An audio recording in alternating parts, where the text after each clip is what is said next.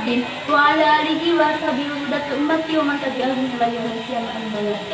Pertama-tama yang paling utama, marilah kita panjatkan puja dan puji kehadirat Allah Subhanahu wa taala. Salawat serta salam kita curah limpahkan kepada junjungan alam, yakni Habibana wa Nabiyana wa Maulana Muhammad sallallahu alaihi wasallam.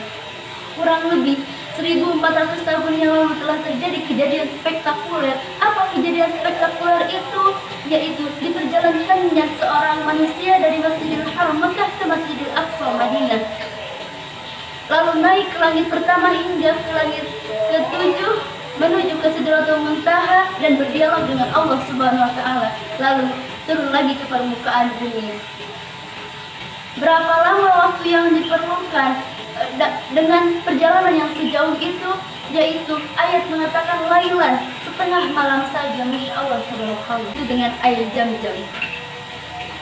Faja'a bisqatum mumtani'in hikmatan wa imanan. Maka ketika dibersihkan, diinstallah, dimasukkanlah ke dalam hatiku itu dua hal. Apa itu? Yang pertama hikmah dan yang kedua niat.